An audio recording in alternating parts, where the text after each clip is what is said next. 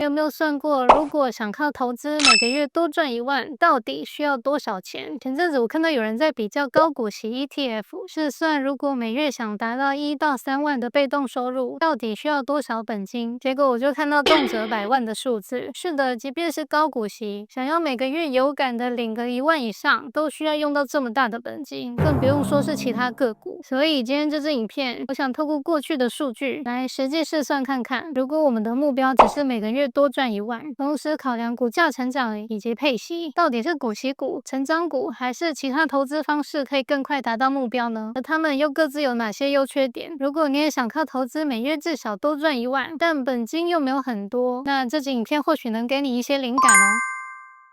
很多人都想靠投资财富自由，但其实每个人的资金起点不同，对被动收入的需求也不一样。像有些人喜欢稳稳领股息，有些人想要资产成长，还有一些人希望本金小也可以创造现金流。所以今天的内容我挑了3个美股的投资标的，刚好也代表这3种典型的投资方式。先第一种股息型投资，在台湾很多人喜欢存高股息 ETF， 像是0056啊或者00878这些，这利率通常有接近10%左右，但美股不太一样。他们的股息殖利率通常只有2%到5%左右，原因是美股的企业多半会保留部分的获利，用来推动企业成长，进而让股息可以逐年增加。今天我选择的高股息代表 MCD， 虽然它没有像台湾那么高的殖利率，但它仍是美股中规模排名前几名的高股息代表。根据 Google 以及 Dividend 的资料，近1年它的股价成长率大概是8点多%，然后股息殖利率大概有2%多左右，加总起来总报酬率大概也是10%，这个程度跟台湾的高股息殖利率其实也相差不多了。那通过这个表格可以看到，如果每个月要赚1万，也就是1年要领12万台币，大概需要投入100多万币的本金。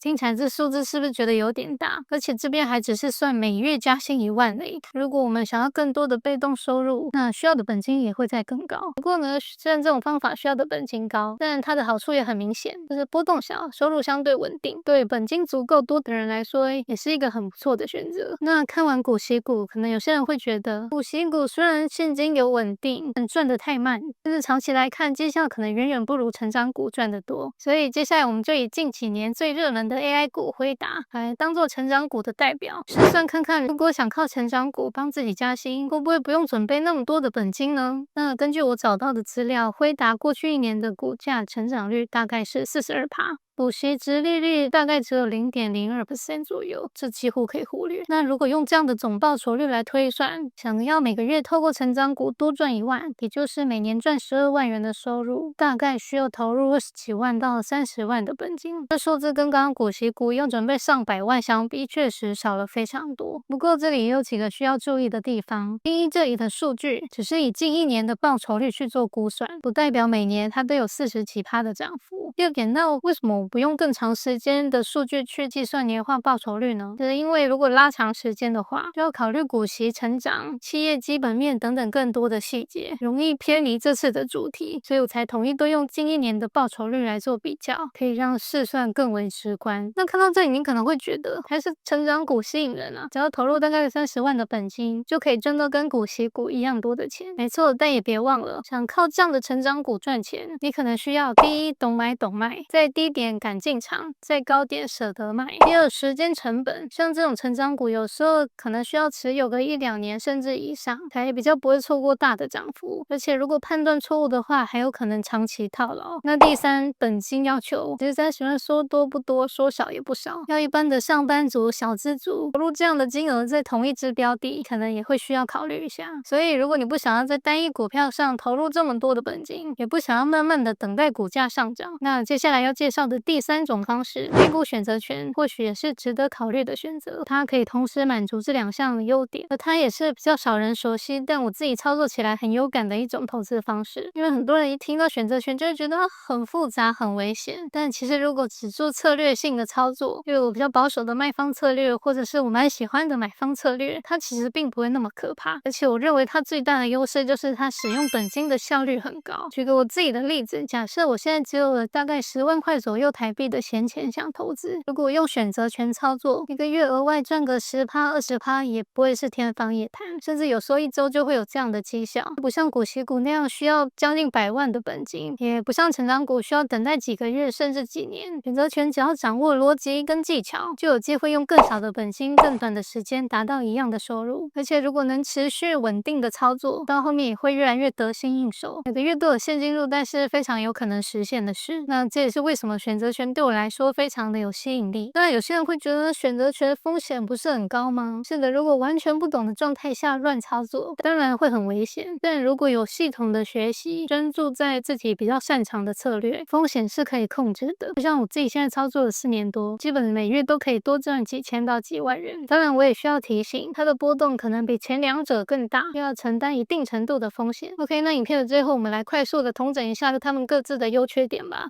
首先是股息股的代表 MCD， 这类型的股票赚的主要是稳定的股息跟少部分的股价成长，所以如果我们想靠它每个月多赚1万，可能需要投入将近100万左右的本金。但它的优点也就是不稳定、波动小，适合本金多想安稳领息的人。成长股代表 NVIDIA， 它的报酬来源几乎不靠配息，主要靠股价上涨的资本利得。那像这一年是它的上升期，近1年的报酬率达到 42%， 所以算出来需要的本金会小很多。不过这类型的股价涨跌比较剧烈，如果遇到某一年下跌，也可能亏掉几年的获利。至于最后美股选择权，它是透过买卖权利金创造现金流，不用长时间等待股价上涨或领股息，本金使用的效率最高，10万左右就有机会达到每月多赚1万元，但需要学习策略，也要管理风险。总结，本期影片分享了3种我试过的投资方式，并比较它们为我带来相同的被动收入，可能需要付出的时间与金钱成本各有多少。当然还是要说一下，今天的数字只是基于资本增值以及股息的单纯估算，实际报酬率可能受到市场波动、费用、再投资方式的影响，会略高或略低于这个数字。其实我会想拍这支影片，是因为以前的我常觉得本金不多，要靠 ETF或股票钱滚钱，累积到稍微有感一点的现金流，几乎都需要几十万、几百万，感觉好难又好慢。但后来发现，如果懂得运用选择权的技巧，就能先用比较少的本金，达到每个月多赚1万块的小目标。当然 ETF 跟股票确实比较稳，但需要的资金就是比较大，而选择权灵活，本金使用的效率会更高。而这3者之间的关系其实也不是一定要非黑即白，选 A 就不能选 B， 我们可以透过资金调配，靠选择权创造现金流，再把赚来的资金投入 ETF 或者其他股票，或许就能形成一个更健康、更完整、更稳定的投资组合。